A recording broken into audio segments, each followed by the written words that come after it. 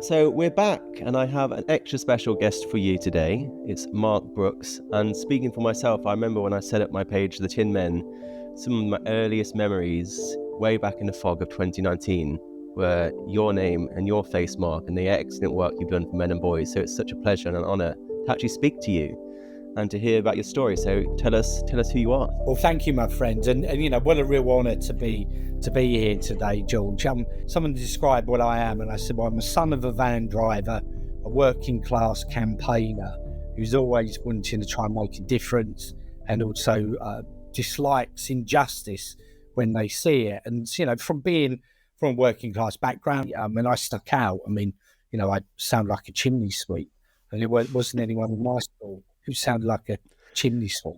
Professionally, I've always been working in public policy, campaigns and communications. So I've been at director level at two major national charities. I've been volunteering as the chair of the trustees of the Mankind Initiative charity, which is the principal charity in the UK supporting male victims of domestic abuse. And how I actually got into that, I used to be a local elected councillor many, many years ago. And I had a chap who was a victim of domestic abuse. He had two children, and the council's housing department wouldn't really take him seriously because he was a man. And that kind of piqued my interest because I'd never heard of this whole area. So I got involved in that charity and was asked to be the chair of the board. And, one of the many campaigns that we've done is to make sure that the voices of male victims are actually heard. It's obviously not a zero-sum game. And, the point I've always said is that there are more female victims than male victims. We don't want money taken away from women, given to men, for example. We want more for each. But there has to be a point where the acknowledgement of male victims, and that's men in all shapes and guises, that's gay men, men from different ethnic backgrounds, men from different ages, has to be recognised. So one of the campaigns, many campaigns, is to write letters to public authorities when we think that the government and others are actually not complying either with evidence or actually with regard to their legal responsibilities. One of the big success, I think, of Mankind Initiative is the fact that now in the UK, every part of the UK, in every local community, there is a service that will support male victims of domestic abuse, whereas 10, 15 years ago, there wasn't. Men now get good treatment from the police, they get believed from local councils and GPs and others. And there's a long way to go on that. But, it's been a real success of the charity.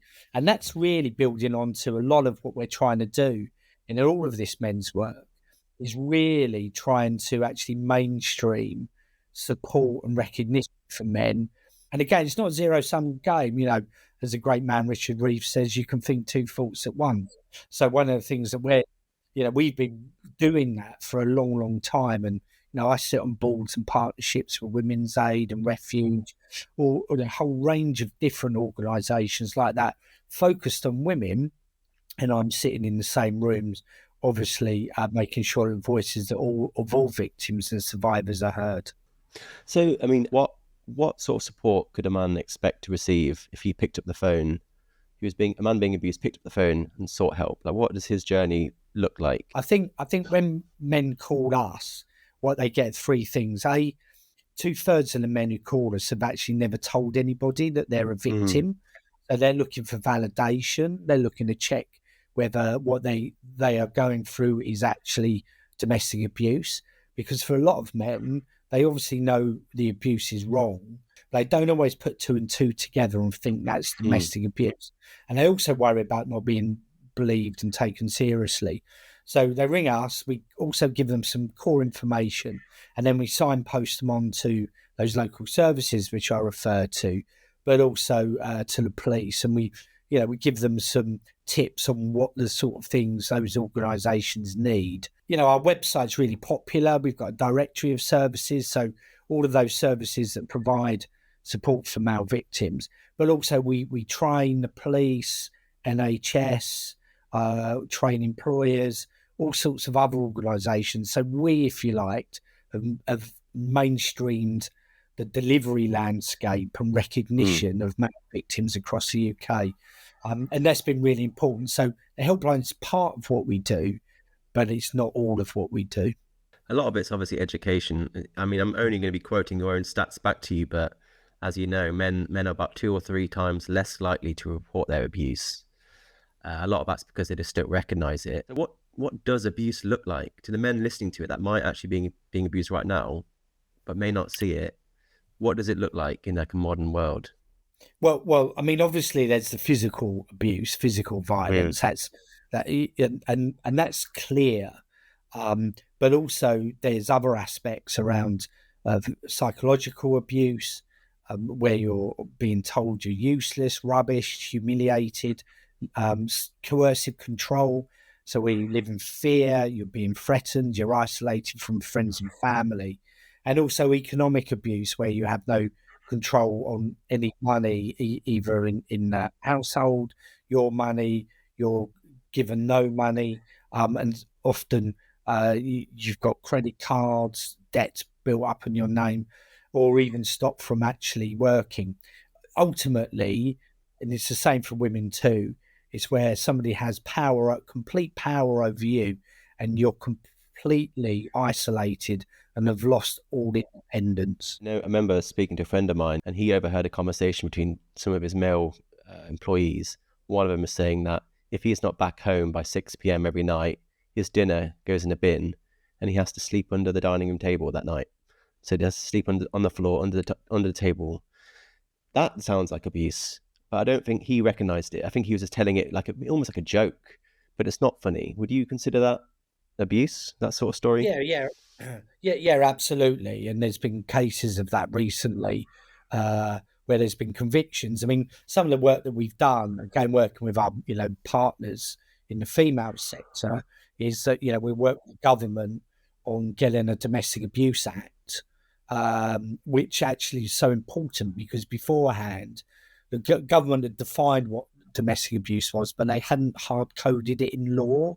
And the point is now it's hard coded in law, and there's statutory guidance which all of the police and others have to use. And we were there working, in the weeds of that guidance, helping the government actually put that together. And that's some of the invisible work that organisations like Mankind Initiative, but some of the reasons why sometimes people look at me and think I haven't slept for weeks, I'm doing, because obviously I'm trying to earn a living, and on top of that, trying to then input into and guide statutory guidance and all sorts of things like that. And of course, if we don't do it, who else is going to be speaking up for men in those channels? So it's really weird, because where you get to a certain stage where you feel a real sense of responsibility. And I do remember during the pandemic, obviously it was so difficult for everybody.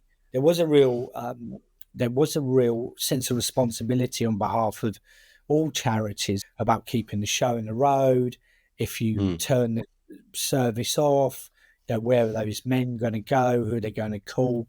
So certainly in the pandemic, I have to, for the first time really, I felt a real sense of responsibility on my own shoulders, as well as the board, my fellow board colleagues, in terms of keeping the show on the road. Because if we didn't keep the show on the road, then those men wouldn't necessarily have anyone else to speak to. So there's quite a lot of pressure, actually. One I certainly kept me awake at night, really, to be honest. But that's what it comes to when you're running services like this. Yeah, I mean, I guess Mankind Initiative being sort of on its own in many ways, I can imagine there is an added sense of responsibility where if Mankind Initiative goes down or fails, then there isn't really many other places for a lot of men to go. I guess that leads me to, and my next question is that you're right to point out a lot of success and a lot of progress for male victims of abuse looking back. Like you've been in the space for quite a while, and there are successes to talk about, but there's obviously still a long way to go. But I would love to just get an idea of what is the disparity look like now? I mean, like going forwards, what is the disparity in women and men's funding? Well, I mean, there is a disparity, especially because there isn't 24/7 helpline specifically for male victims. But I come back to that there are services now in every part of the UK when there wasn't really 10 years ago. I mean, the Mm, challenge has been is actually trying to get more men to actually use them.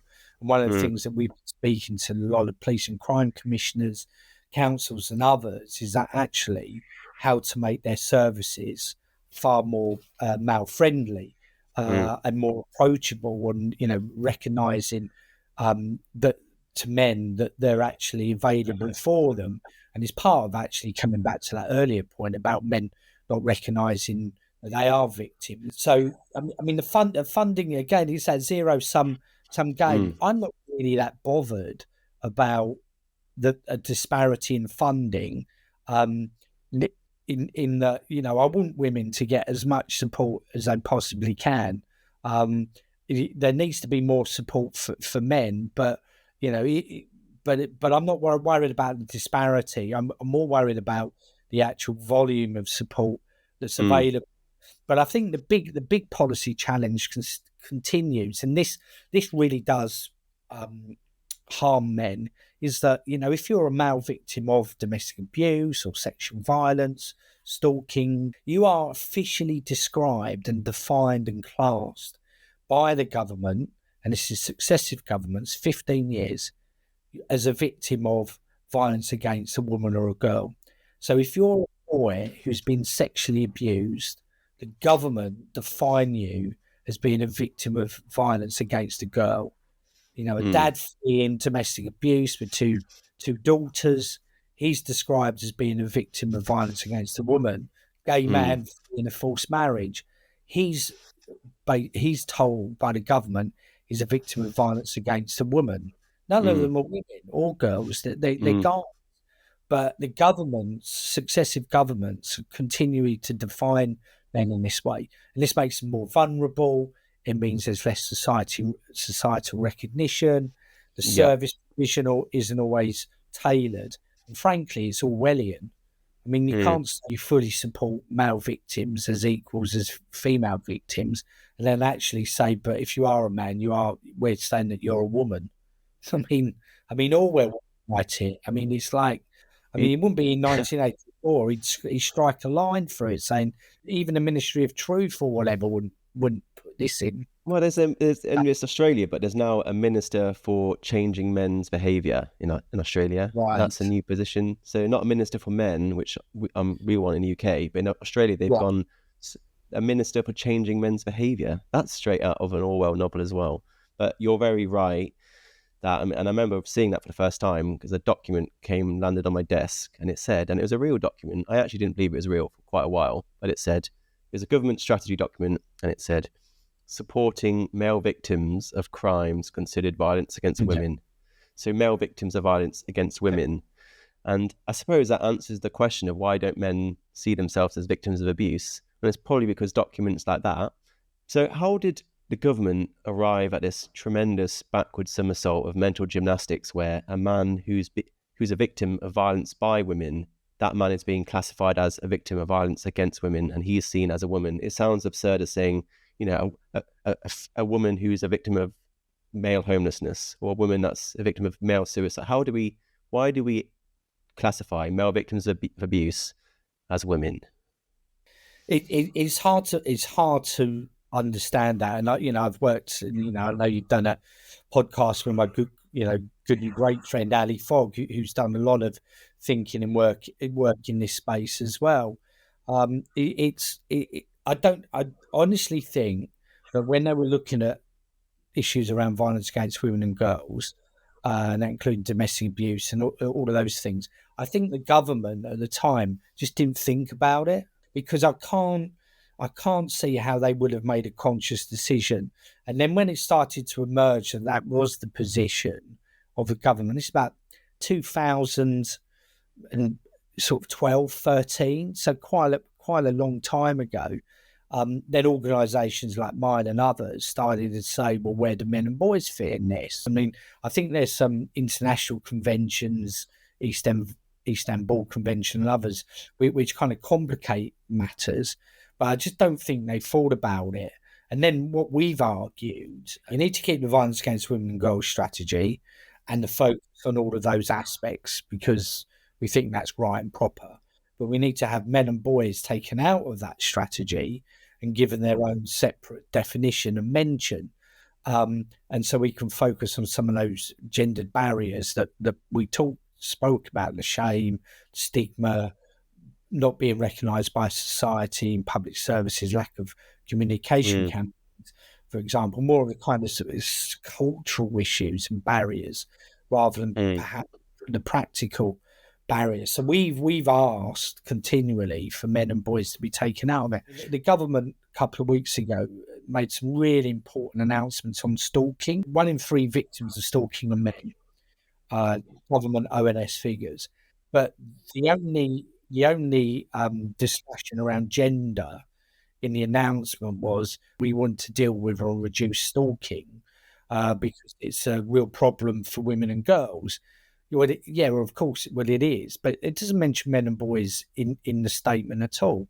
So then what happens is that when it comes to the media reporting, parliamentary discussions, men and boys just don't feature in that, even though 1 in 3 victims of stalking are actually out. And so what you end up doing is that you reinforce the invisibility that many men actually feel. But the thing is, again, looking at it positively, in Manchester, Greater Manchester, great organisation called We Are Survivors, they've worked with all of the key stakeholders in Greater Manchester, 10 boroughs, obviously Andy Berman's the lead and Kate Green. And they have now got a gender-based violence plan in Greater Manchester, looking at male victims of sexual abuse and domestic abuse, which is a first. And I'd say it isn't just a first in the UK. I think it's a first in the world. So things are changing slowly, as but we've made the case for change. So we just got to keep going. You've got to be evidence-based. You've got to be calm. You've got to be partnership-based, but also you've got to be resilient and tough as well at the same time. Absolutely. I mean, it is always disappointing when I see things like stalking, spiking, etc., only ever talked about within the context of women and girls being affected. I know Jess Phillips is back in the news saying we need to help women and girls stop getting their drinks spiked, and then someone looked at the research and found that very similar rates of men and women are having their drinks spiked. So there's a point where it shouldn't be gendered. I want to talk a little bit, because this is something where I always get mixed messages, if I'm honest, when I'm talking about services for men. And you are very right, Mark, because obviously there is now a legal obligation for all councils in the UK to support any victim of abuse. So a council has an obligation to support male victims of abuse. But that is different to saying that those men are receiving adequate protection, because I think a lot of the services you're talking about are not necessarily fit for purpose in the way we described, where if we're treating abused men as women, does that mean a lot of the services that the councils are obligated to provide, are they fit for purpose? Like, what do those services actually look like that the councils are compelled to provide? Aren't a lot of them, they're run by women's organisations, aren't they? Yes and no. I mean, which is like... Yeah, mixed messages. I think, exactly. No, I think the services are good. I think their services are good. I mean, what you've got, professionalisation of the domestic abuse sector, which wasn't there again 20 years ago. So you've got professional, qualified people, independent domestic violence advisors, so IDVAs, and they're trained to support men and women. All of the the organisations, the primary commissioned organisations, have to support men because it's in their contracts. And we run the helpline, and we are not finding men going to those services in great numbers and saying that they've had bad service. I mean, we do get that, but I suspect women get that as well. So we're not really seeing services who are meant to be supporting men actually then saying that they don't. And I think the additional thing is that there's been a number of organisations who are what I would call public service organisations, many of them charities, who have moved into the domestic abuse sector, like Cranston, Hestia, and victim support, for example, which very much are gender neutral in terms of making sure they're supporting men and women, albeit they're gender sensitive in the way that they actually deal with them. I mean, there's about 35 of these IDFAs now who are specialised specialists in supporting male victims, and we've seen big increase in the amount of safe accommodation available for men. That's refuge, safe houses, that type of thing. Again, 10 years ago, there was some, but now there's quite a lot. There's pockets which are still a problem, but generally speaking, things are moving on at pace. So when we're talking about services, I think mostly we're talking about phone lines and websites. But of course, you mentioned their refuge and shelter. Is there a disparity in shelter? Because I'm often seeing stats like there's maybe 50 dedicated beds for men and boys, or men in the UK, and then thousands for women. Is there truth to that? I'm just trying to work out where disparities are. Yeah, I mean, there is a broad truth in that. I mean, there's about 50 organisations that run some form of safe accommodation for men, and there's about 140 places are for men, i.e., Okay. only men can use, and then the others, which is about, I'm thinking back at the figures, about 250, which are for men or women, depending who needs them. And there is far more for women, but again, I'm not worried about that. I mean, I'm just worried about that there are men calling us and others who need emergency accommodation and then longer to medium term accommodation for them and their kids. I mean, one of the problems I'm finding is that a lot of men who are actually homeless in terms of sleep rough are victims of domestic abuse, and they're not always either recognising that the reason they're sleeping rough is domestic abuse, and that is a crime, and there is a legal support, legal obligation by councils to support them. So again, a lot of what we're trying to do is actually to try and get men and homeless charities to recognise that and putting pressure on the councils. But again, there was hardly any 10 years ago. So things have moved on, and we know that lots of men are getting support now, whereas 10 years ago that support wouldn't have been there for them. I know. I mean, I've read stories of like men camping in tents in people's gardens or sleeping in their car, not because they're homeless, but because they can't go home because they're being abused. And then, of course, a lot of men often won't access services or go to a shelter because a lot of them don't take kids and they don't want to leave their children behind either. So there's definitely, I mean, I agree, there's definitely progress. I know I read this Mankind stats every year, and then I remember one time it was about 20 beds for men, and then it was 50 beds for men. Now I'm hearing 150 potentially. So it's definitely going the right way. So looking forward, it's getting better. And of course, I know you've been like rattling the birdcage. You compelled the Home Office to stop using the word VAS to describe the disparity between male and female victims. Can you tell us a little bit about what happened? Yeah, so what the government had proposed in some draft statutory guidance, and there was a lot of things in the draft that were factually incorrect, and so they wanted to put in the guidance the vast majority of victims of domestic abuse are women. Now, I'd made the point, it doesn't, again, even just by putting that in the domestic abuse in the guidance, you're creating a mental picture, mental mapping that actually there isn't really that many male victims, so let's not worry about it. So there was that bigger issue, but also the word vast just was incorrect, and because it's 60, it's 2/3 women, 1/3 men, and we said that doesn't constitute vast. I mean, men are a significant minority. The victim commissioner used that phrase, and I quite like that phrase, a significant minority. So we went back to the Statistics Authority, which government, we don't think this right. Can you make a judgment?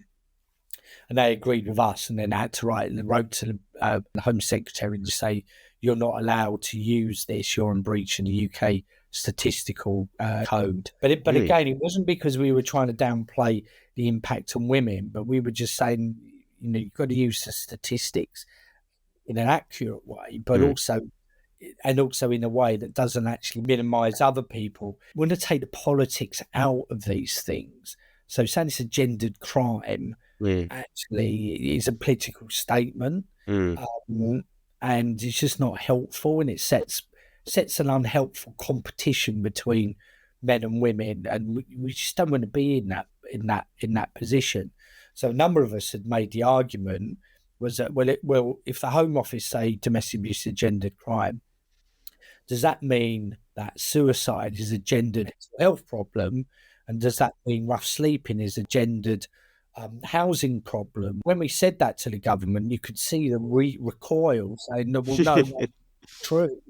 And we were like, but the same principle must hold then. Surely, you're inconsistent across government policy. So that's one of the, again, because the thing is with suicide, 3/4 of suicides are men. And I've always had an issue with the debate around suicide often being almost wholly focused on men, because I'm worried about, 3 and 4 are men. But I don't want to lose any discussion or focus or service or support for the 1 in 4 victims who are women. Because, I wouldn't zero male suicide, but I would zero female suicides as well. And again, you can easily fall into this kind of tit for tat type of scenario where, you can talk about domestic abuse being more for women than men, but we're just going to say suicide's all about men. And, that's not an inclusive, fully rounded political debate. So I'm always conscious of that. I totally agree. I've also felt that same thing. People say we never talk about male suicide, and in my mind, I'm a bit like we do. And in fact, I never really hear much discussion on suicide in women.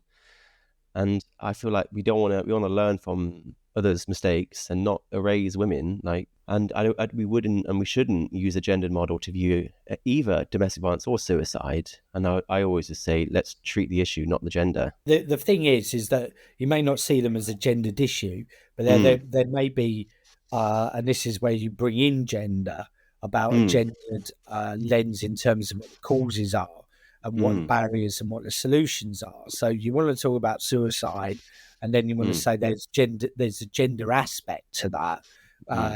But you just don't want to get in this tit for tat identity politics. It's just not helpful. And there are definitely gendered narratives within domestic violence as well. I mean, when I interviewed Erin Pitsey, who was my first ever guest on a podcast, she said there are some things that women do in abusive relationships that men would never even dream of doing. And I think that there's truth to that. And that's an important conversation to have. And I do think there's use to having a parallel strategy. Of course, there's been success recently. Again, there's recently announced a Labour strategy on men's health. So only maybe 2 weeks ago, Wes Streeting, Minister for Health, has announced a men's health strategy. Do you think that shows signs of progress, and can we expect to see this parallel strategy on violence against men and boys to complement the violence against women strategy? I think there'll be slower progress on that than elsewhere, because I think there's an ideological dimension to domestic abuse, which I've often spoken about, because some of the arguments around power relations, patriarchy, kind of like perspectives like that. So it's a bit more difficult. But I mean, the point about it also being positive is the fact that we are getting progress. Let's look at men's health strategy. That has been a 10, 15-year campaign. Winning the peace is more important than winning the war. There's no point asking for the government, we need a men's health strategy, and then they turn around and say, yeah, that's okay, we'll have a men's health strategy. What's going to go in it? And you go, oh, well, I don't know. I haven't thought that. So you've always got to be one step ahead. And the domestic abuse in that field, some of us have been working on what a parallel strategy would actually look like. And there's so many men's health strategies. So been involved in that campaign for a long, long time. And the last government had accepted the rationale, especially because we've had a women's health strategy, women's health ambassador, a woman's a minister in the government with women's health as a responsibility. But it's not, because they've got it, we need it. But there's clear issues about men's health in crisis. Figures in suicide are highest for men in England this century. So it's the highest in 25 years. We've got suicide plans, suicide preventions, and not working because suicide rate is going up. You've got 33 men a day die from prostate cancer. 10 men a month die from a workplace injury. 88 die early because of heart disease, and 1 in 5 men doesn't actually live until they're 65 in the UK right now. So there's a huge crisis in men's health, and it's not getting better. So we needed a strategic approach to actually say that there's all these causes, there's all these issues. The NHS isn't accessible. We need a men's health strategy to address it. So the last government brought in an ambassador. It hasn't happened yet. Big funding for Prostate Cancer UK, some working groups and men's health. And we've kept the campaign going, new government. Other organisations provided, good support on that. November, come on board. And 2 weeks ago, I was at the launch of when Wes Streeting meeting, got us all together, and he made the announcements, and it was all lots of whooping in the room. Now we're all working with the government now to flesh out what exactly that looks like. But the lesson from that, and there's lots of lessons, is the evidence base, constructive working with governments, getting a wide range of stakeholders involved. And if you do things in a calm, measured way, including survivors, that's really helped. And we can see how men's health is actually, there's been systemic failure in the growth of social prescription charities. And what I mean by that, they're buying for charities, so primarily set up by men, for men, but they provide support for men, low-level health issues or isolation. One, in plain English, men's sheds, anti-man clubs, talk clubs, man versus fat football, huge number of those kind of walking, talking groups. There's even a grumpy old men's club. And I'll be joining that. Yeah, exactly. But there's great organisations doing things which weren't there 5 years ago. Lads Need Dads, Future Men, all of these great organisations. So they've helped really move the dial. And in some respects, they're an expression of the failure of the state with respect to actually dealing adequately with men's health. I absolutely love the idea of social prescription. Like I'm very apprehensive around prescribing people medication so needlessly, and I've been so wholesome and so warming to see these different charities popping up. I mean, I get invited to their fundraisers now, and I went to one for Strong Men, which is like a hiking charity for men who have been bereaved. A lot of fathers who have lost children, for example, or partner. They've joined Strong Men and they'll go on hikes up mountains, and it is so wonderful. Or it would be an allotment, or it would be a boxing club to get boys off the streets and away from gangs, or it would be like men's sheds. And these are so brilliant and so wholesome, save the NHS an absolute fortune. And I feel like it goes even lower than that. There's grassroots beneath that, where even on an individual basis, we as human beings can start to help things like male suicide by, you can just ask a mate, oh, do you want to go and play some golf? Do you want to go for a drive? Fancy taking the dog for the walk? Like, you can set up your own little social prescription efforts, even like an individual basis. We don't necessarily need to wait for the government or West Streeting to do it for us. I've always seen you as the man behind the scenes of Westminster, Mark. So obviously I was whooping on my own when I saw the West Streeting announcement of the men's health strategy. And obviously it's quite thin on detail currently.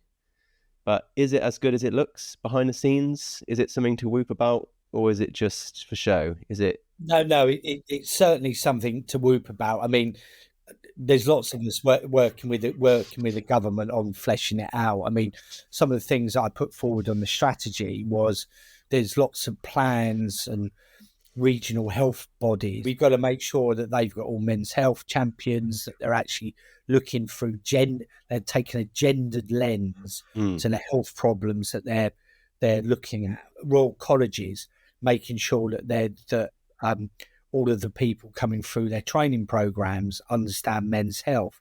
We need more male nurses, for example. Men are now, especially in terms of coming into the health profession at a senior level, there's far more female GPs now coming into general practice than there is male GPs. 80% of psychologists are female, for example. So we need a whole recruitment drive in that respect. And also we've got to make the health system far easier for men to use, so it's closer to them at work, it's opening hours. And the last point is, and this is the whole thing you were talking about, language change, getting rid of this societal view that men don't talk, for example, or men just have to work through it. It's very much the point I've been giving a lot of talks on recently, is that everyone keeps saying, men need to talk more. Well, men are talking more. They talk differently, shoulder to shoulder. Their friends, for example, they don't like to involve the state. Well, why don't people want to speak to the state? And it's like, well, my view is just a very British thing, that actually we don't want the state involved in our lives. And we're kind of very much I always say, quite an anti-establishment country. That's why we're huge creators, because we don't like rules. It's very much a cultural succession. And it's really important for our culture, our British culture. It's really important in terms of self-responsibility. But one of the points that keeps coming up is this society still putting these expectations on men. And I've always said, well, if you want men to care more about themselves, then society needs to care about, if you want more men to talk, well, are you going to listen? Are you going to act? Yeah. What are you going to do? And, if you want men not to harm others, or minority of men to harm others, we need to stop harm against them. And so I think, where we're trying to get to is get out of this no man's land, which is where I think men have been over the last decade, where basically they're being told they don't talk, but then no one's listening. They've been told not to harm others, but no one's stopping harm against them, and no one's caring about them. Point I say about basically, young men need to get better jobs. And it's like, but the education system, they're coming out at 16, not being able to read or write properly. Also, men in their 40s and 50s, why is it so many are out of work or worried and depressed about their work situation when it's really hard for them to retrain? Society is now better recognising those challenges that men face. And that's why the whole thing about, we got to change the narrative around men and boys, and that narrative broadly has been all women have problems, all men are or create problems. And I think we're starting to see coming out of that, more attention in government. There's more parliamentarians. We've got a parliamentary group set up 3 years ago, written some really good reports, International Men's Day debates, new government, lots of Labour MPs engaged, new Labour MPs engaged in men and boys issues, which is good, not only in government, but also in terms of politics. And that's because the narrative is starting to change. As people like you, George, organisations, people like me, organisations I'm involved in, people like Ali, you've spoken, Mary Kerner Cook, always brilliant. People like that, Richard Reeves and others, really changing the discourse, which is making it far more acceptable now, politically acceptable, to actually look at these men and boys issues, as well as all those brilliant charities as well. That's been like the challenge of my career, my life in many ways. I work in the film industry and the creative industry in general. I get paid by clients to help them change their buyers' minds, to help people buy products or see their brand more favorably or launch a campaign. And it's always relatively easy.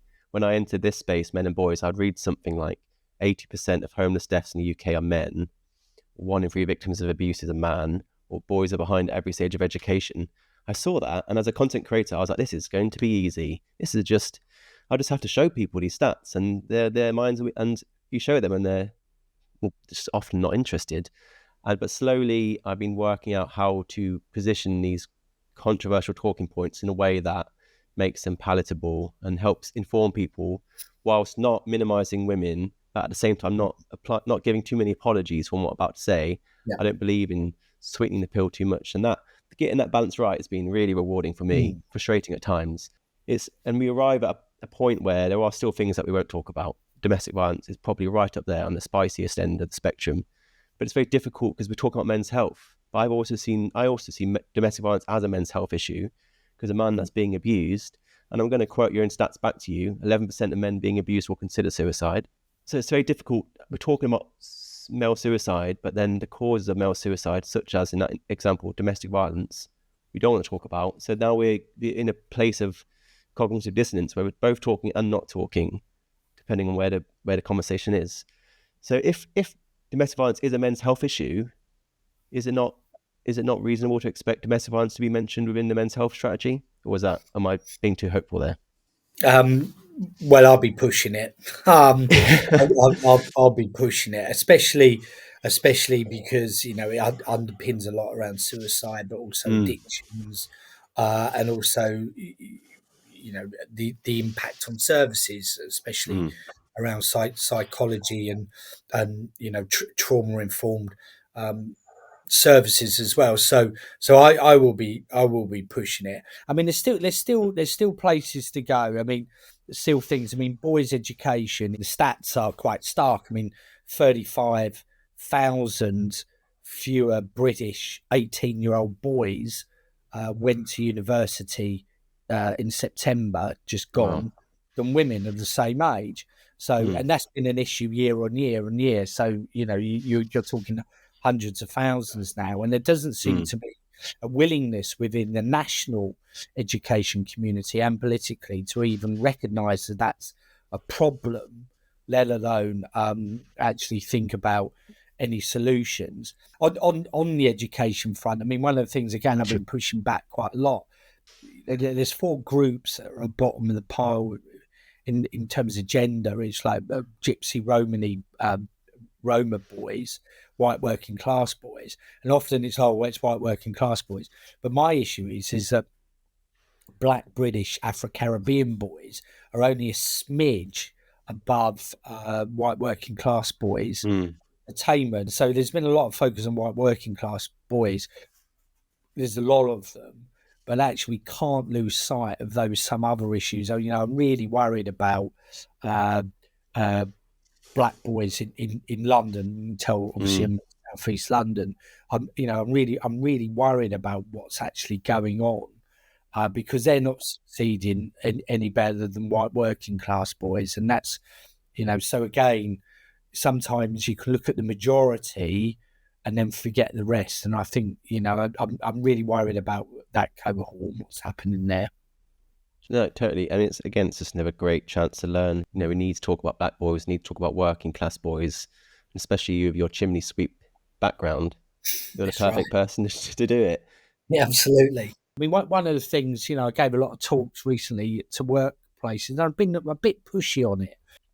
You get a lot of health and well-being safeguarding policies written by nice middle-class people in offices, and they look and think, well, this will work well for Andy in accounts, but it's not going to work very well for Darren on the drains. And the reason I say that, because I come back, I support Charlton Athletic. It's just the worst ever. Sorry to hear that. Yeah, I know, it's just the worst ever.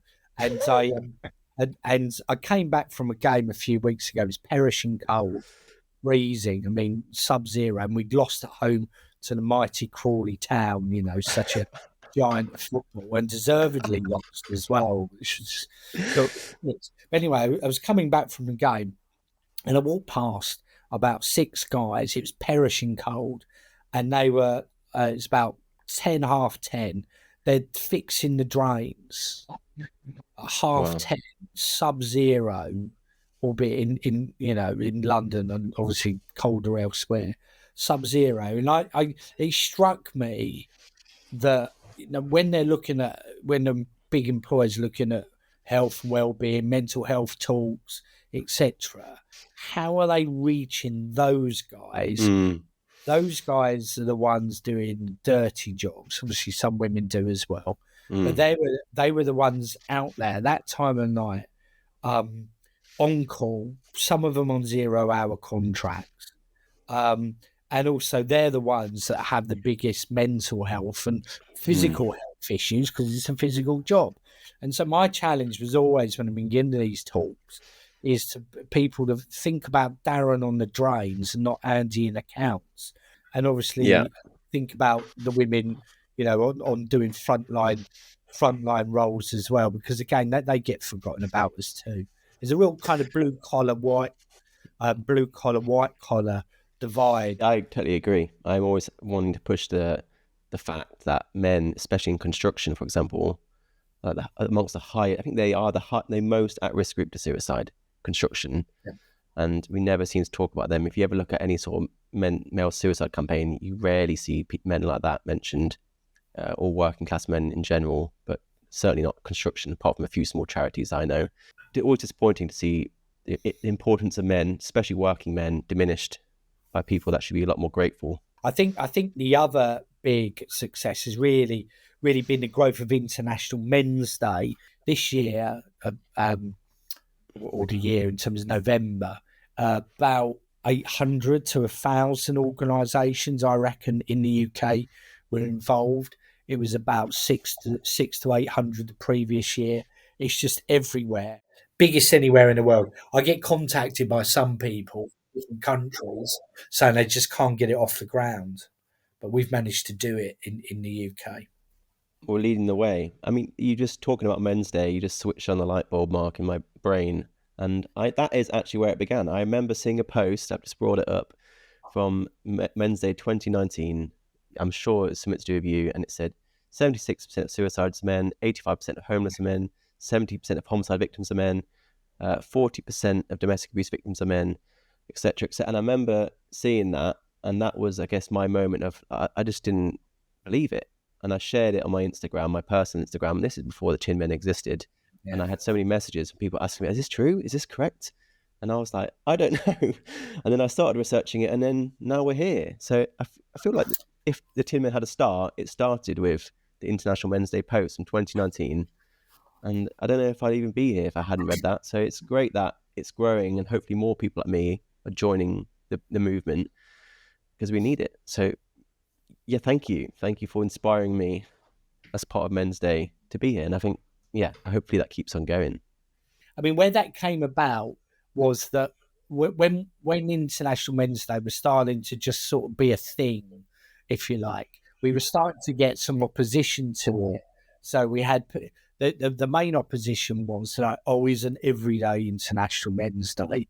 And we had to sort of ride that out. And one of the points of that poster campaign, or that meme card campaign, was actually knowing, you've got some men at the top, but you've got loads of men at the bottom not doing very well. And an International Men's Day is about those men who aren't doing very well. They need support. So that's really where that campaign came about, is to try and neutralise that. And you just don't see that now. You don't see every day is International Men's Day. So now it's a key part of, if you like, the annual calendar of events, ones that companies really do get behind. I find it's the left that have abandoned these discussions, and it seems to be the Conservatives and the right that are more willing, certainly not perfect, but more willing to talk about them. I see it in Conservative newspapers, I see it in Conservative politicians. Yeah. I mean, I think this International Men's Day debate was the first year that Labour had turned up, or at least turned up with any meaningful way. So I left the Labour Party more or less as a direct result of this, and I have no plans on rejoining anytime soon. I mean, yeah, that's an interesting interesting point. I mean, and certainly, I've written about the men's vote is up for grabs with regard to what we've seen certainly in the Trump election. And it was interesting discourse, because I know others have spoken about it, and I don't necessarily think that men and boys are any more right wing than women and girls. It was more that more men. It was only about 53, 54. I mean, when you read things, you think it was like 90% of people who vote, men who vote for Trump. And it's about 53, 54%. And, so again, it's that polarizing debate, which just doesn't do anyone any favors. There has been an issue about some of the movements about whether men have felt that the left haven't actually been not only talking about the issues and challenges that they face, but actually, almost dismissing them. And I think that has been an issue. But this is why I'm so, excited by the new cohort of Labour MPs, new Labour MPs, ones who have just got elected, primarily in their 30s and 40s, and men and women who want to take part in the conversation, is really, really, really good. I think there's always been the polarisation where you've got some, conservatives with a small c, think we want to go back to the 1950s. It's just not going to happen. And then you've got perhaps the left thinking, well, men and boys are at the top of the tree and everything. They don't actually have any problems. Come back to that, they're the ones that cause all the problems. So I think where we're starting to reach is a middle ground, where we're actually making sure that actually we're just seeing the issues as we find them, and not having some form of ideological view underpinning them, because we really just don't want any ideological views in this discussion and discourse. We just want practical policies that will help. Practical evidence-based, non-partisan, ideology-free policy. So on that note, wrapping up, so the Minister for Men is very much a sort of a policy that's divided people, although people are becoming more and more on the same page for Minister for Men. I can't imagine someone better at filling that role than you in my fantasy world. But let's say you are the Minister for Men starting from tomorrow. What are the strategies, policies you're going to put in place over the next 12 months if you had that position, and what can we expect to see from you?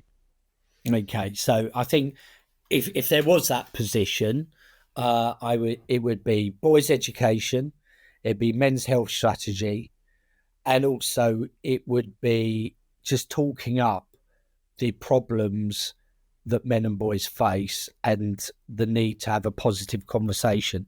So 2 practical things and an overarching raising the issue. Perfectly answered. And what can we do? Because you've had such an extraordinarily successful career, I think, in politics and around politics, campaigning many different ways, with many different successes. But what can you teach us as sort of mini Mark Brookses, mini campaigners, and how can we learn from you to help be part of this change? Well, I think a couple of things. I mean, be evidence-based, be personable, be collaborative, work in partnership, including with women's organisations, but also being resilient and being tough when you need to be, but being tough in a nice, positive way. It's all about tone and style. It's absolutely crucial in this work. If you come across as an angry bloke, even if you think you're right, you may well be right, but if you come about angry, etc., you lose the case absolutely instantly, because people won't listen to your arguments, they'll listen to the tone of your voice. It's so easy to be called angry, aggressive man. So you sort of have to compensate by just being really, really calm. As difficult as it is, so hard to be calm when you're talking about men's lives and well-being and boys and men and their health. But you've just really got to remind yourself that if you react in an angry way, especially if you're shouting or insulting people, you're only hurting yourself. And it is about tone of voice. So much of it's about tone of voice, and not becoming the meme of the angry man ranting on about men and boys. So on that note, Mark, thank you so much for your time. I'd love to know, how can we follow your work and your continued success, and where can we go to read more about you? Well, I think LinkedIn. So I'm on LinkedIn.